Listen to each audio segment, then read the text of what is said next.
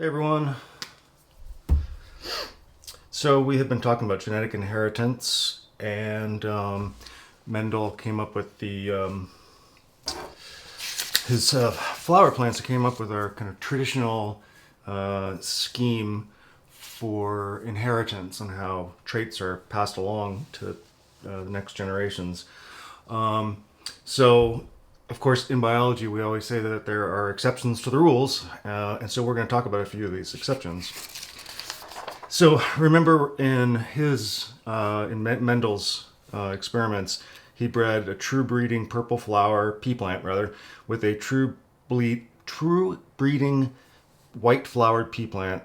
Got all purple in the second generation, the F2 generation, and when he mated those together, he got this ratio of 3/4 of them, or the ratio of 3 to 1. 3/4 of them were purple, and 1/4 of them were white. Okay. So first exception to the rule. So these are called complete dominance. So that's kind of the standard.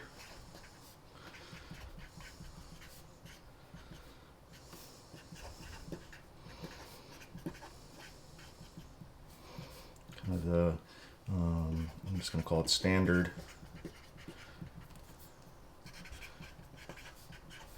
Mendelian genetics, so that the offspring look like one of the parents. Let's just put that down there. Offspring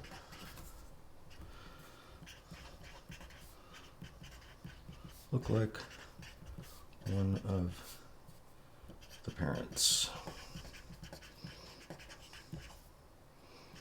Okay, so that's complete dominance. First exception we're going to talk about is incomplete dominance.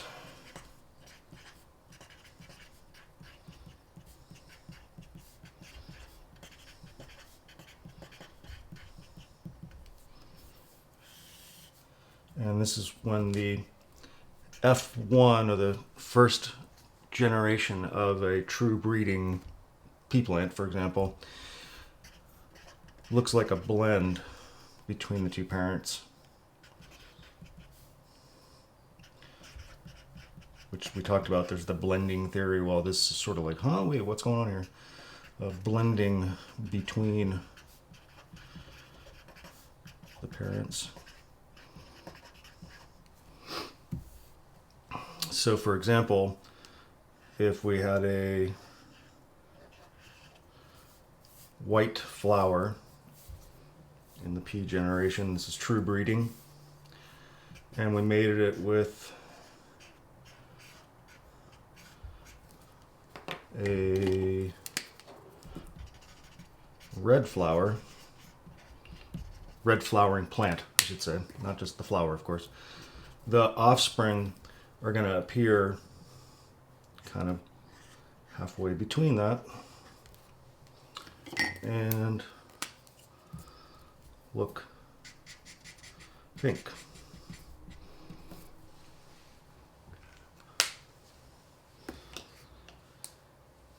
So the gametes, so let's say this is R. So all the gametes from this plant are going to be big R. And let's call this little r. So all the gametes that this plant produces are going to be little r. So when these blend together, the genotype of this pink flowering plant is big R, little r. So if we mated that with one of its siblings, essentially, we would get a Punnett square where one of the plants, half of the gametes would be big R, half of the gametes would be little r, and its mate would be the same, big R, little r. So then you'd end up in the, this is F1, in the F2 generation. You should expect to see big R, little r, big R, little r, and little r, little r. So that these right here will be white. A quarter of them will be white. quarter of the offspring will be red, and half of them are going to be pink. So these would be white, pink, and red. Okay, so you're going to end up with a 1 to 2 to 1 ratio in this incomplete dominance situation.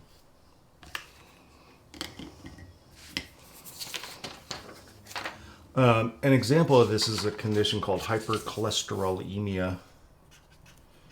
So, example. Hyper meaning high, cholesterol meaning cholesterol,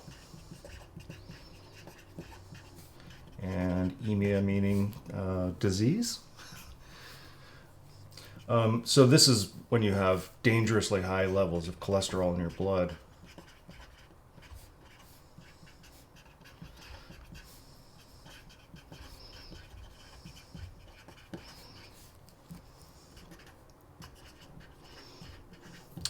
And normally, it's if there's cholesterol in your blood, cells will latch onto it and pull it in so it's not circulating. So if this is like 1 in about 500 people have this, are heterozygotes. It's kind of like a mild condition of the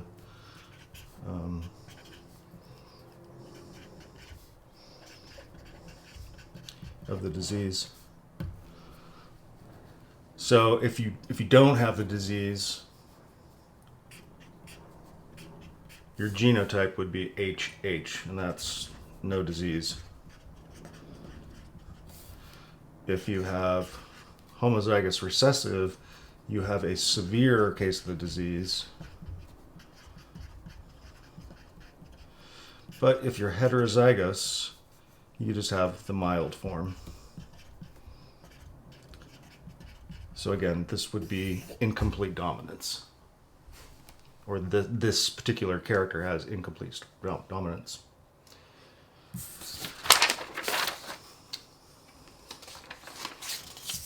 So we've been talking about how organisms or characters that only have 2 types of alleles, so for the flower color, it was either big P or little p, but there are some characters that have multiple alleles, like our blood type.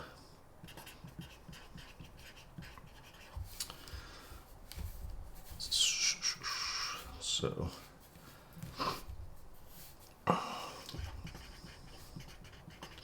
then 2 types of of alleles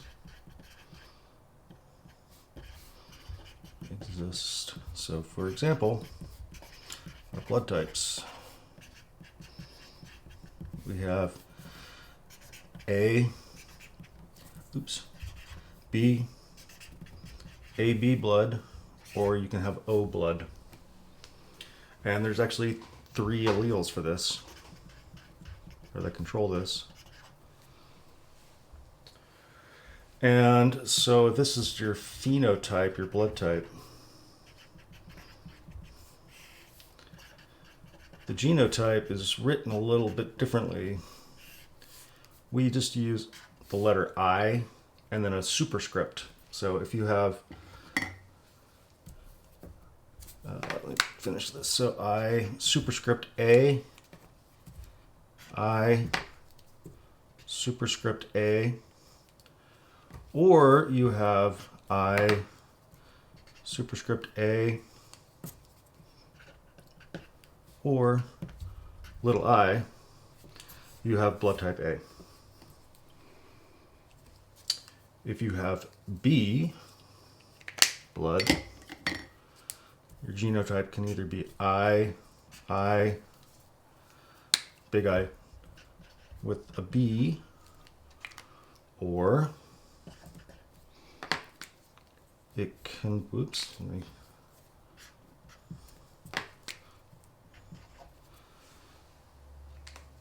so this is kind of like similar to our classic pea plant with 2 alleles, but we've just written a little bit differently, right?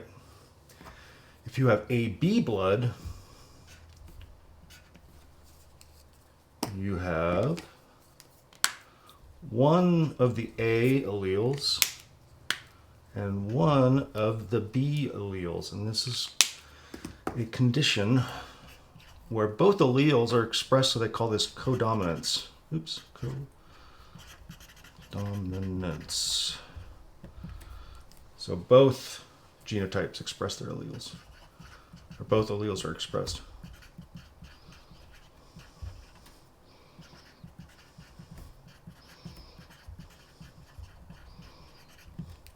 Both alleles are expressed. If you have O, then you are homozygous recessive. All right?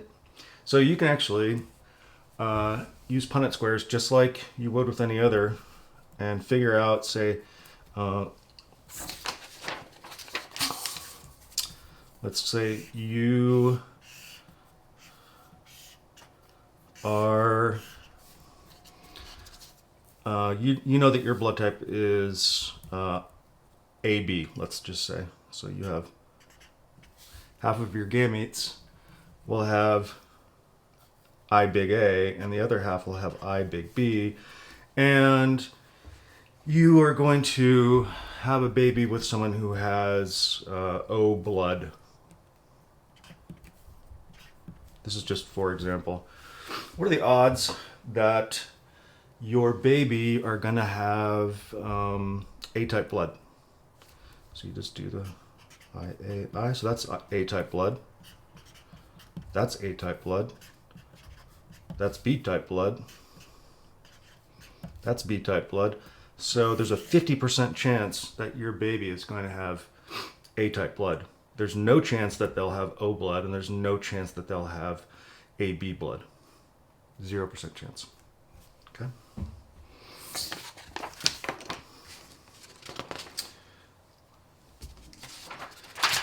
Another exception to the rule is called Pleiotropy.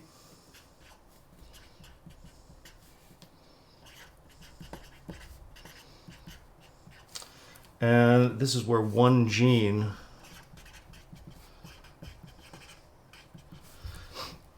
affects, say, the outcomes, I guess, of multiple phenotypes.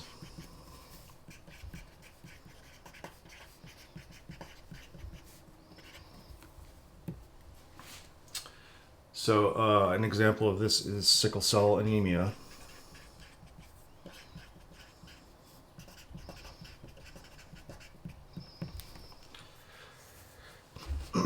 This affects so normally a blood cell is kind of nice and round. Sickle cell anemia, and they flow through the blood vessels very smoothly. In sickle cell anemia, they're kind of boomerang shaped, so they don't fit in blood vessels very well. So this can cause some problems, health problems. The alleles are codominant, and it is mostly common in people who are from African descent. 1 in 10 are heterozygous. So they get an intermediate form of the disease.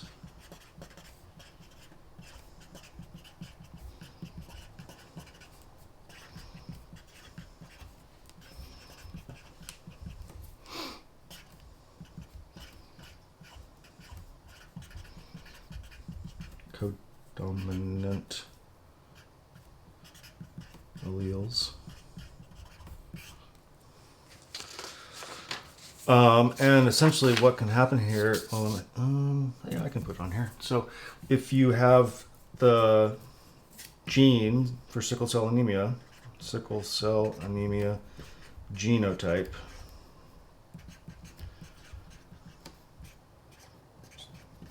one gene, it can affect multiple phenotypes. So you have sickle cell blood cells, sickle cell blood, You can have kidney failure, which is another phenotype. You can have heart failure. Oops. You can have brain damage, fever, pain, joint problems, anemia, pneumonia, all these phenotypes that are affected just by this one gene. Okay, so that's called a pleiotropy.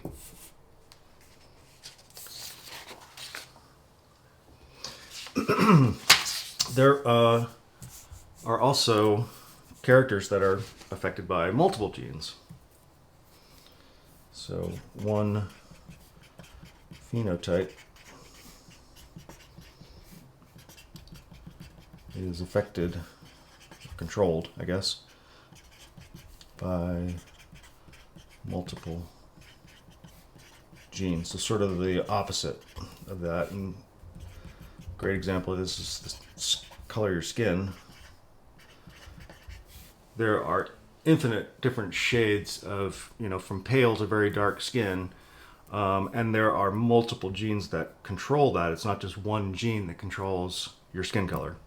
It's lots. So they call this polygenic. Oops, shouldn't have done that. Polygenic inheritance. So let's just say if you have a genotype that is, and we're going to simplify this just down to like just 3 genes, and it's not just 3 that control your skin color, it's multiple. A, B, B, C, C. If you have this combination of alleles, you have very pale skin. And then all the way down the spectrum, if you have A, B, B, C, C, you have very dark skin. Okay. And if you're somewhere in between, if you have, let's say, A, B, B, C, C, you're sort of right in between, right? So a person in theory with that very simple combination of just those 3 could have A, B, B, C, C alleles, or you could have A, B, B, C, C alleles, A, B, B, C, C. So you can just go on and on, flipping out all the different combinations, and you would end up with a Punnett square that had like 1,000,000 squares in it, right? Of all the different types of alleles. And if you did that, which if you're really bored during the coronavirus outbreak, you can do it. You would just end up with kind of a bell curve of skin color from very pale to very dark skin if you did all the combinations of this. Okay.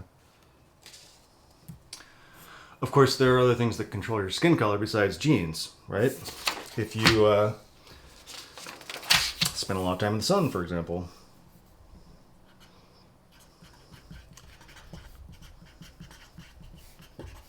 is affected by the environment as well as your genes.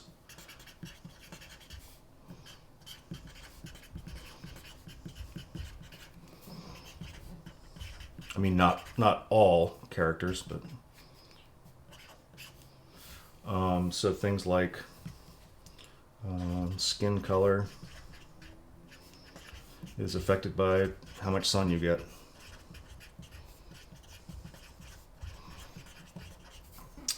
Or in your diet, or how much oxygen is in your blood. Things like heart disease and cancer can be influenced by the environment that you live in or your personal habits. So again, a phenotype that's sometimes controlled by genes, but also can be influenced by the environment, and things like your height. There are genes that will control kind of the potentially how tall you're going to be, but it can also be influenced by your diet and nutrition. Nutrition. Okay, so I'm going to stop there and I'll pick up a bit more in part 2.